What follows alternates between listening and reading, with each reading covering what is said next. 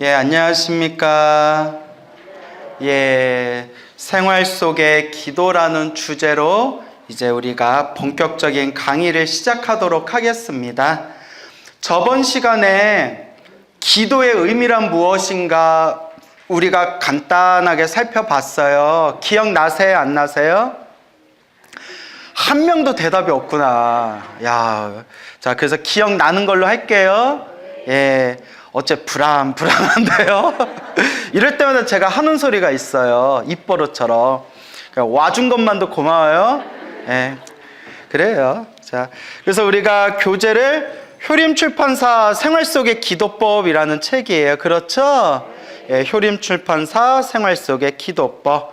그래서 일타스님께서 이제 지으신 책인데 저번 시간에 얼핏 잠깐 설명을 드렸지만 이 책이 나름 이 불교계에서는 스테디셀러예요. 그래서 이게 아마 1996년도에 나왔나? 그럴 거예요. 그죠? 제 첫 번째 초세가 1996년에 나온 걸로 알고 있는데, 그래서 저도 이 책을 본 게 20년 전, 거의 25년 전에 이 책을 봤어요. 그래서 웬만한 불자들, 절에 오래 다닌 불자들이라면 집안 책장에 아마 한 권 정도는 꽂혀 있다는 그런 불교계 스테디셀러고, 그리고 이게 정말 왕초보 불자들을 위한 기도법에 관한 책이에요. 어려운 내용이 하나도 없고 그냥 쉽고, 그리고 가장 중요한 핵심되는 내용만 담고 있기 때문에 일단 이 책이 딱 보면 얇아요. 그죠? 여러분 책 두꺼우면 좋아요? 싫어요? 좋아요? 싫죠? 그리고 이제 이게 얇으면서도 중요한 내용은 많이 담고 있어요. 그래서 이 책을 함께 읽어볼 텐데, 이 책을 쓰신 일타스님이 현재 우리 한국 불교의 한 획을 그으신 큰 스님이세요. 일타스님 다 들어보셨죠? 일타스님이라는 큰 스님이 계셨는데 해인사 지조감에 오랫동안 계셨죠. 근데 무엇보다 일타스님을 유명하게 한 또 아주 그런 많은 불자분들에게 감동을 준 이야기가 있죠. 일타스님 외증조 할머니, 일타스님의 외증조 할머니께서 법명이 평등월 보살님이세요. 평등월이라는 보살님이신데 말년에 오로지 나무 아미타불을 연불 하셨대요. 오직 그냥 자나깨나 오로지 나무 아미타불을 연불을 하셨는데 이 세상을 떠나시고 장례식을 치르는데 7일장을 했대요. 7일장을 하는데 7일 동안 한밤중에도 멀리서 보면 불이 난 것처럼 환하게 방광을 하셨대요. 그 유명한 얘기 들으셨죠? 그래서 이 방광을 하신 일타스님의 외증조 할머니의 그런 어떤 수승한 인연으로 인해서 일타스님의 외가와 친가를 합쳐서 41분이 출가를 했대요. 41분. 그래서 아주 그 유명한 일화가 되겠죠.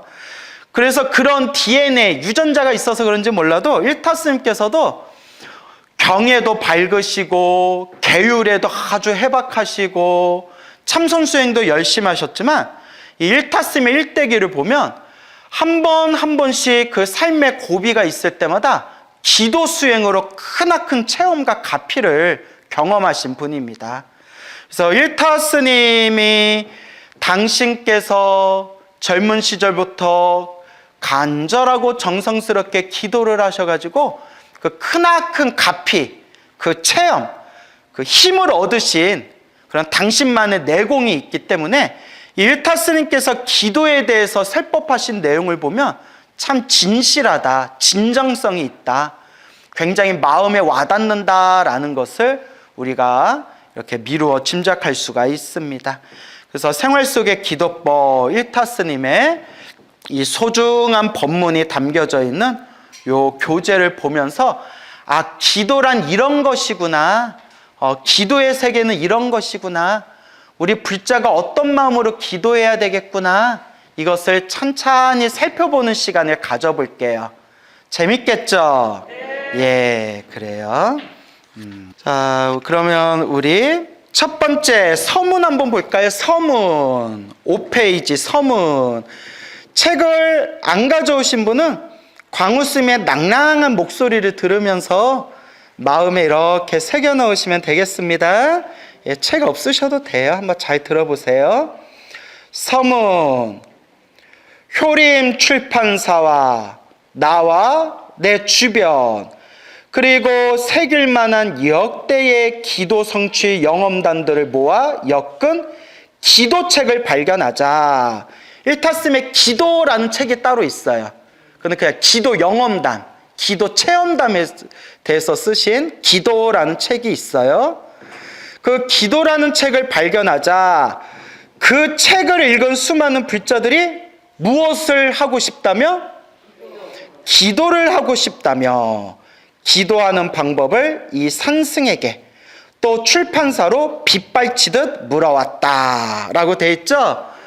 저도 그 불교 TV를 통해서 수많은 분들에게 강의를 하고 법문을 하고 특히 기도 그리고 복을 짓고 선업을 짓고 공덕을 닦고 이 인과 업보의 가르침에 대해서 널리 이렇게 강의하고 법문을 하다 보니까 저도 정말 빗발치게 수많은 분들에게 전화도 받고 편지도 받고 메일도 받고 그렇게 질문을 받았습니다.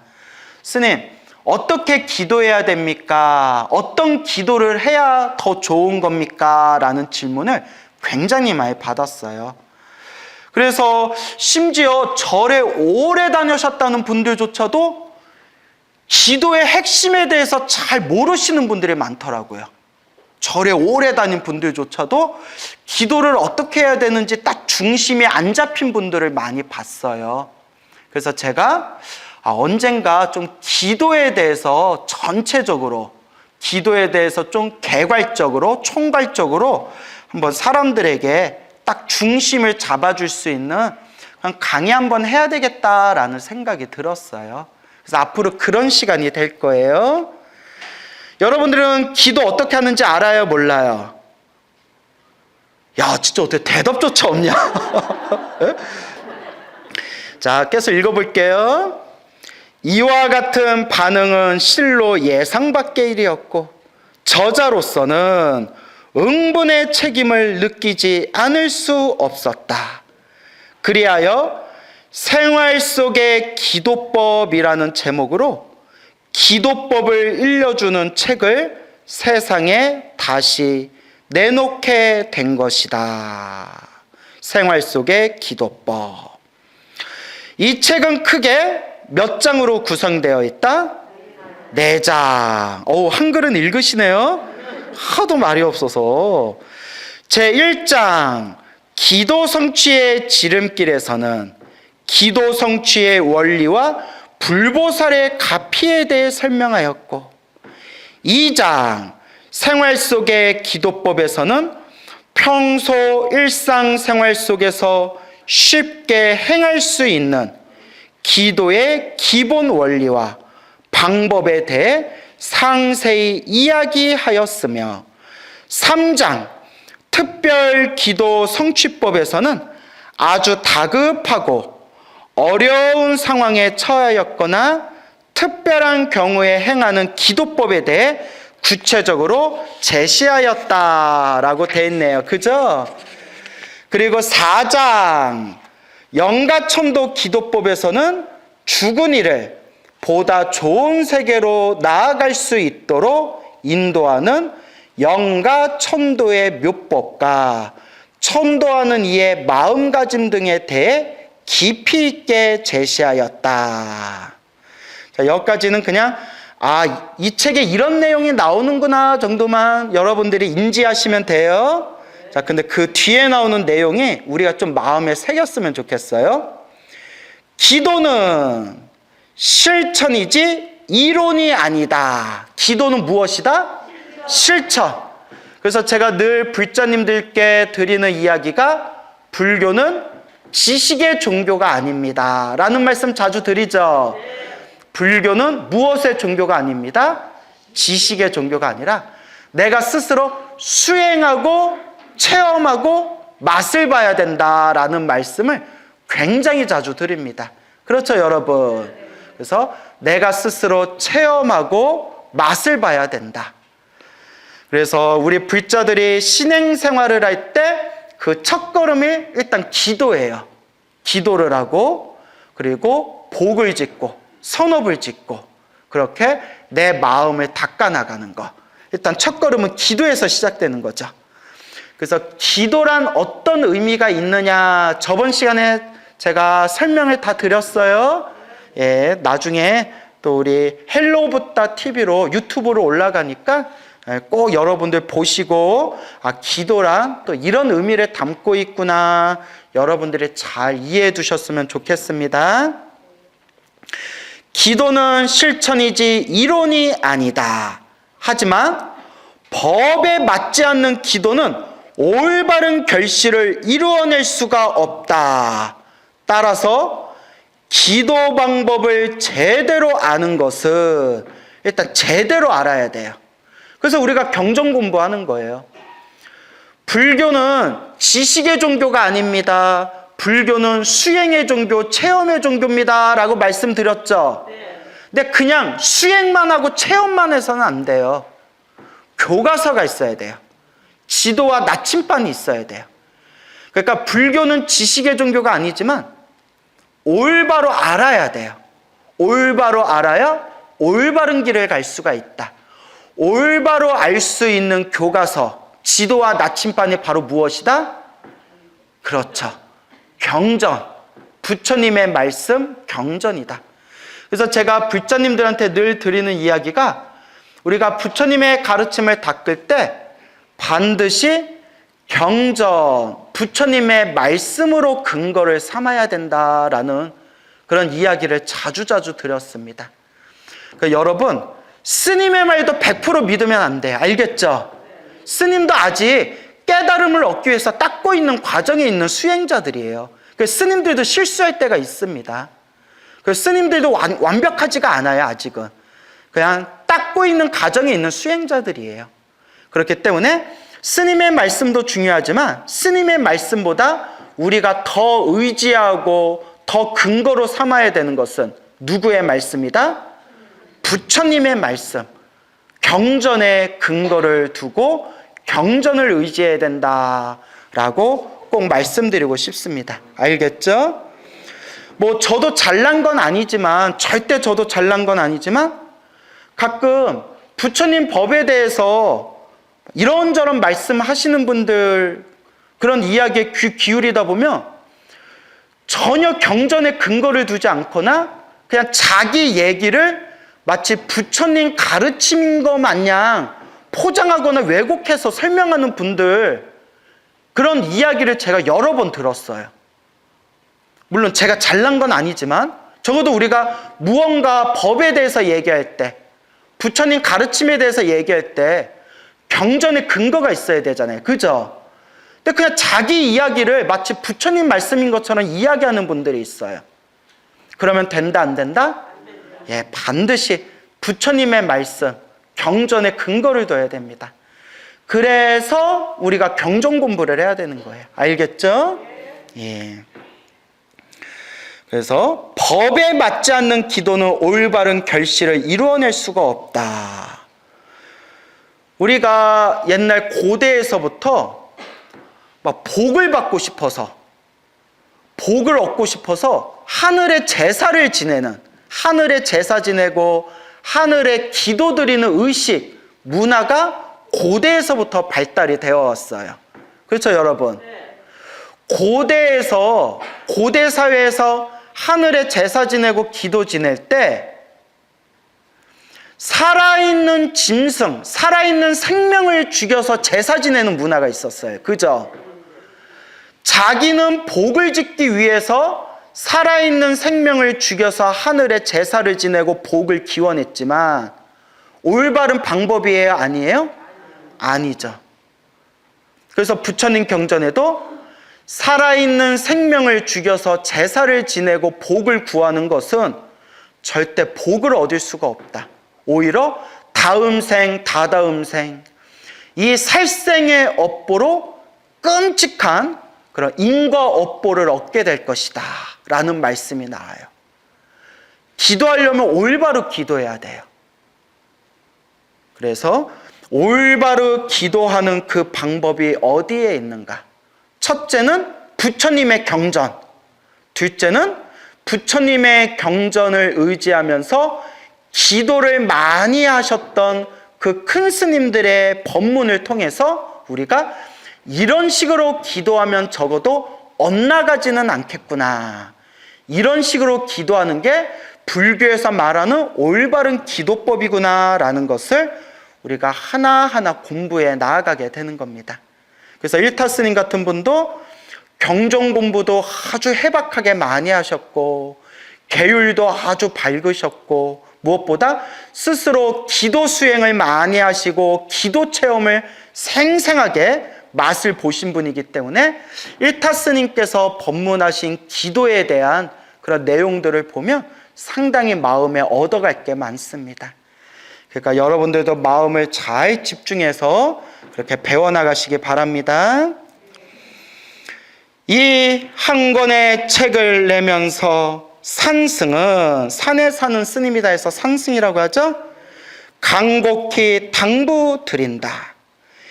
기도를 할 일이 있으면 법에 맞게 기도를 하고, 천도를 할 일이 있으면 법에 맞게 천도할 것을.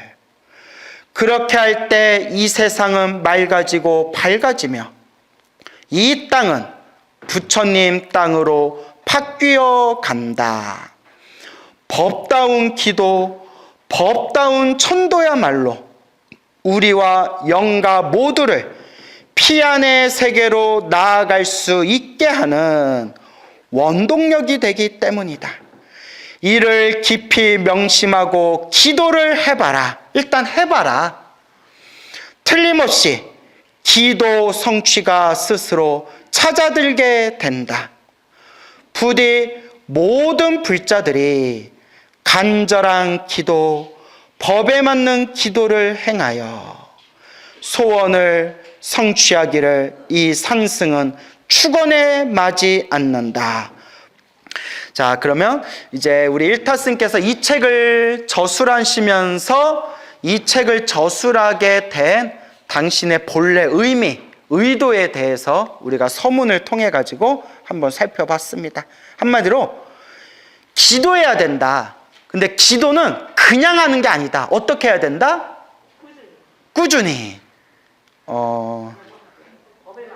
법에 맞게. 예, 맞아요. 내가 이걸 어떻게 해야 되나 고민하고 있는데, 예, 맞추셨네요.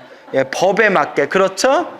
예, 올바로 해야 된다. 법에 맞게 해야 된다. 올바로 해야 된다. 자, 그래서 7페이지로 한번 넘어가 봅시다. 기도 성취의 지름길이라고 돼 있죠? 기도인의 자세, 간절한 기도, 요행수를 바라지 말라. 기도하는 사람의 자세는 어떻게 기도해야 된다? 간절하게 기도해야 된다. 무엇을 바라지 말라? 요행수를 바라지 말라. 그러니까 이게 스님, 어떤 기도를 해야 효과를 빨리 보나요? 어떤 기도를 해야 효과를 더 크게 보나요? 라는 그 마음 밑바닥에 이미 어떤 마음이 담겨져 있는 거예요? 그렇죠. 요행을 바라는 마음이잖아요. 그래서 공부를 잘하는 학생, 명문대학교에 들어간 학생한테 우리가 인터뷰를 하잖아요. 공부를 잘하는 비결이 뭡니까? 하면 항상 걔네들이 항상 뻔뻔할 정도로 한결같이 하는 이야기가 뭐예요? 그렇죠. 어떻게 다 아시네? 교과서 위주로 공부했어요. 왕도가 없어요. 그렇죠. 그리고 저기 명문대학교에 들어간 학생들이 자기가 공부했던 이야기에 대해서 이렇게 썰을 푸는 그런 동영상을 몇 개 본 적이 있는데, 그 친구들의 또 한결같이 하는 얘기가 엉덩이가 무거워야 된다. 일단 앉아서 억지로라도 문제 하나라도 더 풀고 암기라도 하나 더 하고 책이라도 한 줄 더 봐야 된다는 거예요. 뭐가 무거워야 된다? 예, 일단 엉덩이가 무거워야 된다 라는 그런 이야기를 본 적이 있습니다. 그러니까 요행을 바라서는 안 돼요. 그렇죠? 삼종가피, 세 가지 종류의 가피가 있다. 현증가피, 몽중가피, 명운가피. 나중에 또 배우시게 될 거예요.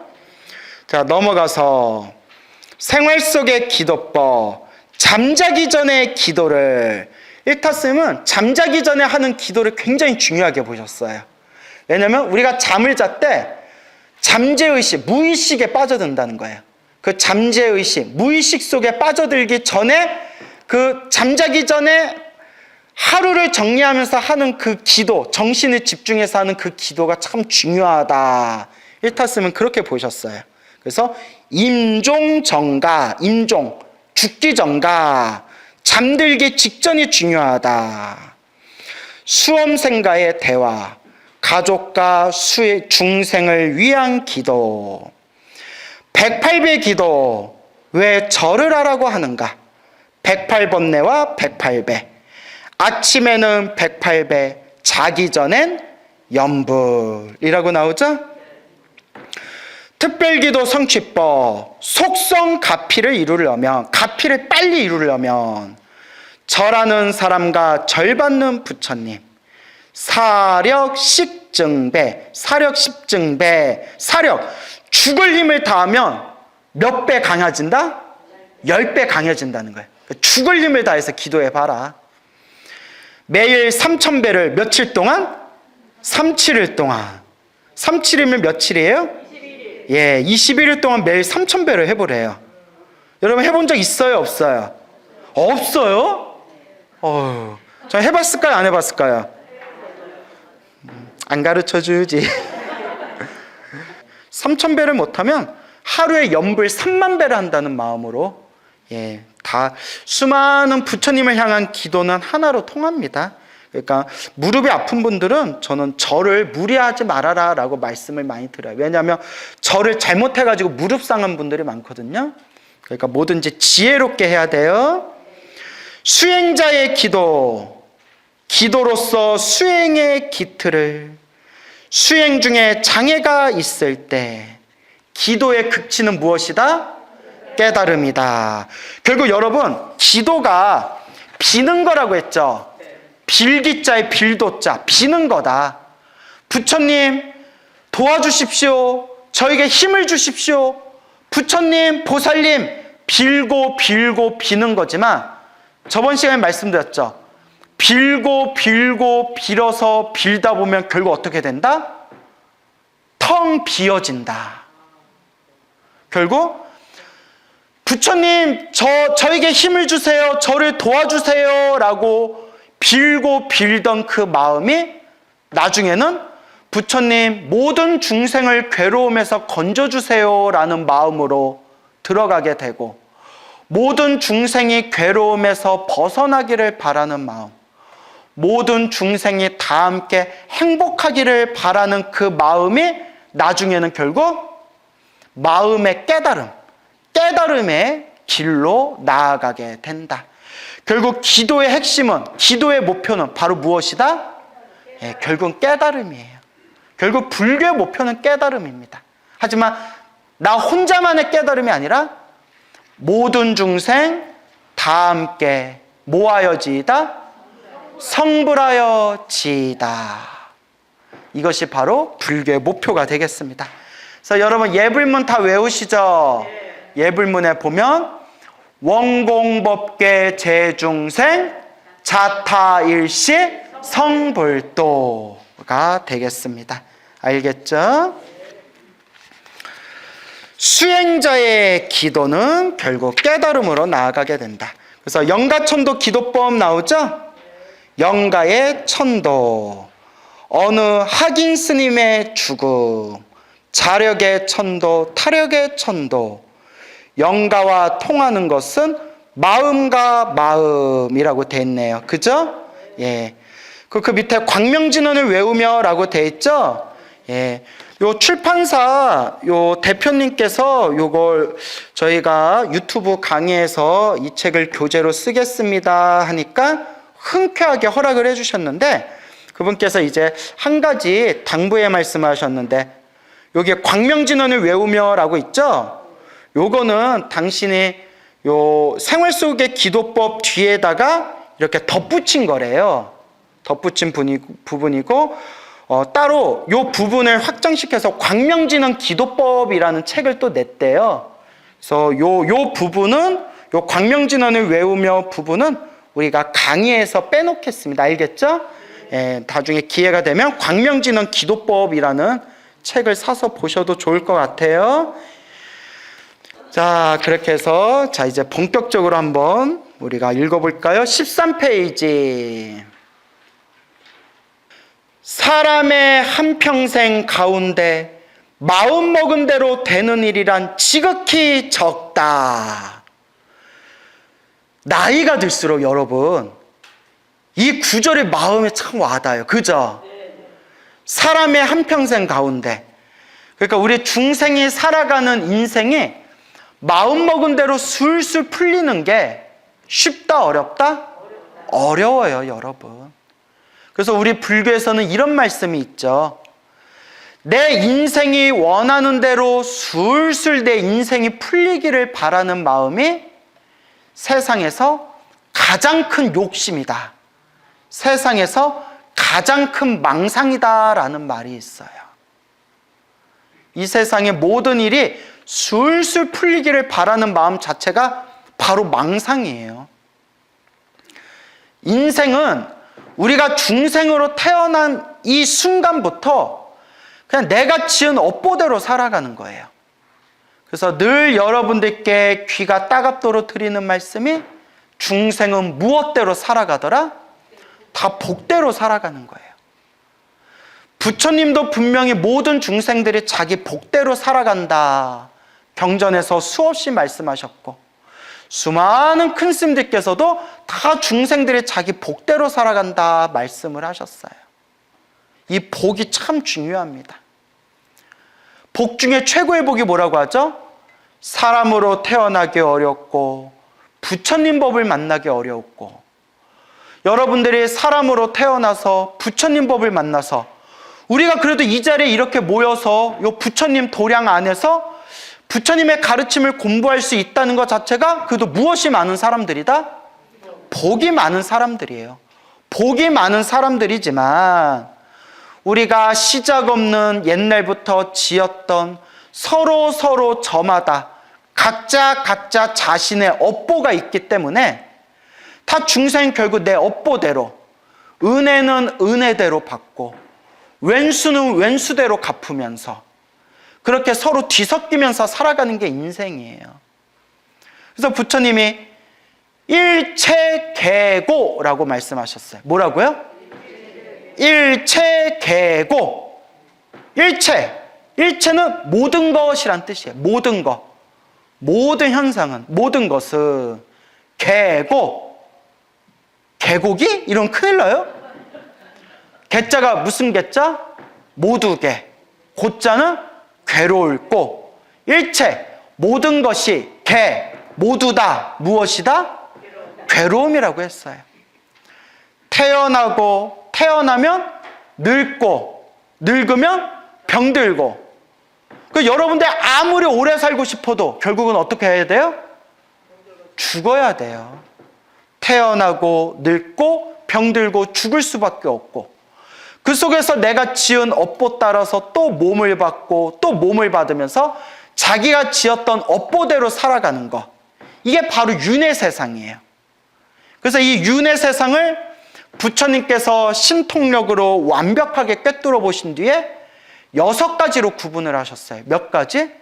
6가지. 그래서 육도 윤회라고 하죠. 지옥, 악귀, 축생. 악귀는 배고픔에 굶주린 귀신들이에요. 그래서 우리가 막 밥을 막 허겁지겁 먹는 사람한테 악귀가 걸렸나? 왜 그래? 뭐 이런 표현 쓰잖아요. 지옥, 악귀, 축생. 이걸 사막도라고 해요. 무슨 도? 3가지의 악한 세상이라는 거예요. 3가지의 악한 세상, 사막도. 그 다음에 그 위에 싸움의 신들인 아슈라, 그리고 우리 같은 인간, 그리고 인간 세계 위에 또 무슨 세상이 있죠? 천상, 하늘 세계. 또 불교에서는 하늘 세계가 28개가 있다고 해서 28천이라고 부르죠. 28천. 그래서 새벽에 사찰에서 범종을 28번을 울린다고 하잖아요. 28천. 하늘 꼭대기까지 종소리, 범종소리가 널리 울려라 라는 의미가 담겨져 있다고 하잖아요. 책에 보면. 그래서 지옥, 아기, 축생, 아슈라, 인간, 천상 6가지 세상을 내가 지은 업보대로 돌고 돌면서 자기 복대로 살아간다는 거예요. 그래서 불교에서는 하늘 세계에 태어나는 것도 궁극의 세계로 보질 않아요. 왜냐? 설사 복을 많이 지어서 하늘 세계에 태어났다 하더라도 영원한 세계가 아니다. 하늘 세계도 영원한 세계가 아니다. 하늘 세계에서 복을 다 누리고 난 뒤에, 복을 다 쓰고 난 뒤에 그리고 밑으로 똑 떨어져야 돼요. 그래서 하늘 세계도 윤회에서 벗어난 세계가 아니에요. 근데 우리 한국 불자분들이 한 가지 많이 헷갈려 하시는 게 있는데, 극락세계라고 알죠? 아미타 부처님 극락세계는 하늘 세계에 들어가요, 안 들어가요? 그렇죠. 그래도 내가 참 열심히 노력을 한 것 같아요. 몇 년 전만 해도 들어가요, 안 들어가요 하면 들어가요 라고 대답했어요. 근데 제가 주구장창 아미타 부처님 극락세계는 하늘 세계에 들어가는 세계가 아닙니다. 윤회 세계가 아닙니다. 아미타 부처님 극락세계는 중생을 성불시키는 무슨 학교입니다? 성불학교입니다 라고 계속 법문하고 다니니까 사람들이 이제 좀 많이 인식이 바뀐 것 같아요. 극락세계는 성불학교입니다. 알겠죠? 극락세계는 성불학교고 이렇게 복을 지어서 돌고 도는 천상세계하고 다른 세상이에요.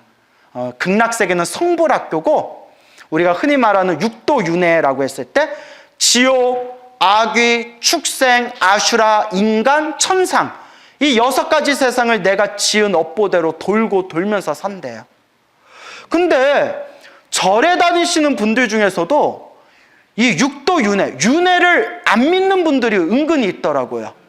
제가 깜짝 놀랐어요. 왜 안 믿냐 했더니 과학적으로 안 맞대요. 그러면 부처님의 가르침을 과학으로서 우리가 어떻게 그걸 다 헤아릴 수 있겠어요? 어느 신도가 이런 질문을 하더라고요. 스님, 어떤 분 강의를 들었는데 자꾸 윤회가 없다는 식으로 얘기해서 헷갈려요 라고 하더라고요. 그래서 제가 뭐라고 했냐면, 깨달은 사람은 윤회가 없다. 깨달아서 번뇌망상이 사라져서 윤회에서 벗어났어요. 깨달은 사람은 윤회가 없지만 깨닫지 못한 사람은 뭐가 있다? 윤회가 있다. 불자님은 깨달았어요? 못 깨달았어요? 못 깨달은 것 같은데요? 못 깨달은 것 같은데요가 아니라 못 깨달았어요. 예, 말을 정확히 해야죠. 그렇기 때문에 제 말도 믿지 마시고 그 사람 말도 믿지 말고 누구 말만 믿어라? 그렇죠. 부처님 말씀만 믿어라. 부처님 경전에 보면 부처님은 윤회가 있다고 하셨고, 윤회에서 해탈, 이 생사윤회, 삶과 죽음의 윤회에서 벗어나 영원한 대자유인이 되어야 된다라고 끊임없이 경전에서 설법하시지 않았느냐. 그러니까 부처님 말씀만 믿어라 라고 말씀드린 적이 있었습니다. 어쨌거나 우리가 지옥, 아기, 축생, 아슈라, 인간, 천상 6가지 세상을 내가 지은 복대로 돌고 돌면서 내 업보대로 살아가면서 끊임없는 괴로움, 불만족의 연속이라는 거예요. 영원하지 못하고 생로병사가 가득하고, 또 우리의 삶을 한번 보세요. 우리의 삶을, 지금까지 살아왔던 우리의 삶을 보면 좋았던 적도 있었지만 뭐 했던 적도 많아요? 힘들고 괴롭고 슬프고 답답한 일도 많았잖아요. 그죠? 그래서 부처님께서 하신 말씀이, 사랑하는 사람은 못 만나서 괴롭고 미운 놈은 자꾸 봐서 괴롭고 구하고자 해도 얻고자 해도 뭐 할 수 없어서 괴롭다? 얻을 수 없어서 괴롭다. 이게 우리 중생살이에요. 그래서 제가 부처님의 가르침을 공부하고 인생사 살아가면서 정말 힘들고 괴로운 분들 상담을 많이 하면서 느낀 게, 여러분, 등 따숩고 밥 3끼 먹고 몸에 큰 병 없을 정도면 행복한 사람이에요. 제 말 틀렸습니까? 맞아요. 예. 그냥 등 따숩고 그냥 밥 3끼 먹고 몸에 큰 병 없으면 그 진짜 행복한 사람이에요. 근데 우리 중생의 욕망은 조금 더 그러다가 이제 꾀꼬닥하고 가는 거예요. 끊임없는 불만족. 옛날에 내 집 하나, 자그마한 방 하나라도 좋으니까 내 집 하나 생겼으면 소원이 없겠다라는 사람이 열심히 일해서 집을 샀어요. 기뻐요, 안 기뻐요? 기쁘죠. 근데 그때뿐이에요. 또 시간이 지나면 이왕 집 샀는데 조금 평수 넓은 데로 옮겼으면 내 소원이 없겠다. 열심히 일해서 또 평수 넓은 데로 갔어요. 기뻐요, 안 기뻐요? 기쁘죠. 평수 넓은 데로 갔는데 이왕이면 좀 좋은 목에 있는 역세권 아파트로 좀 갔으면 좋겠다. 열심히 돈을 모아서 또 역세권 아파트로 갔어요. 좋아요, 안 좋아요? 이쯤 되면 만족해야 되는데 이왕 여기까지 온 거 나도 강남에 건물 하나 세우고 싶다. 이래보면 이게 끝이 없어요. 동감하시죠? 근데 정말 이 인생살이 하면서 너무나 힘들고 괴롭고 답답한 분들 이야기를 많이 듣고 상담하다 보니까 정말 제가 뼈저리게 느낀 게 등 따숩고 잠잘 때 등 따숩고 밥 3끼 먹을 수 있고 그것도 전 많이 먹잖아요. 네. 그리고 몸에 큰 병 없는 거 그것만으로도 정말 행복한 겁니다. 그래서 불교에서는 지족이란 말이 있어요. 뭐라고요? 지족. 지족이 무슨 뜻이에요? 그렇죠. 여기서 알지자 족할조 만족하다 할 때 족자예요. 만족을 알아라. 족함을 알아라. 만족을 알아라. 여러분들 삶에 만족이 돼요, 안 돼요? 이쪽은 아예 대답조차 없네. 그래요. 그래서 인생살이 원하는 대로 술술 풀리기는 마음이 바로 세상에서 가장 큰 망상이래요. 그래서 저는 어른쌤, 큰 스님들한테 제가 복이 많은 사람이다라는 칭찬을 많이 받았어요. 그래서 제가 말복이라는 소리까지 들었어요. 무슨 복? 말복이. 말복하면 뭐가 떠올라요? 삼계탕? 복날? 스님 왜 말복이라고 부르세요? 하니까 제 딱 상호가 관상에 말년에 복이 엄청 많대요. 그래서 말복이 부르셨더라고요. 잘 말해야 돼. 발음 잘못하면 말고기 이렇게 해서 뭔 고기? 그런데 제가 기도를 하면서 저도 체험을 많이 하고 가피를 많이 받았어요. 정말 부처님께 감사드려요. 하지만 저라고 인생 살면서 힘든 일이 있겠어요, 없겠어요? 있죠. 저도 좀 답답하거나 힘들거나 그런 일이 있어요. 그런데 항상 이런 마음이 들어요. 이만해서 다행이다. 이만큼이라도 정말 참 감사하다. 지족, 만족을 알아야 돼요. 아시겠죠? 그래서 따라해 보세요. 이만해서 다행입니다. 이만큼이라도 돼서 감사합니다. 무슨 말씀인지 알겠죠?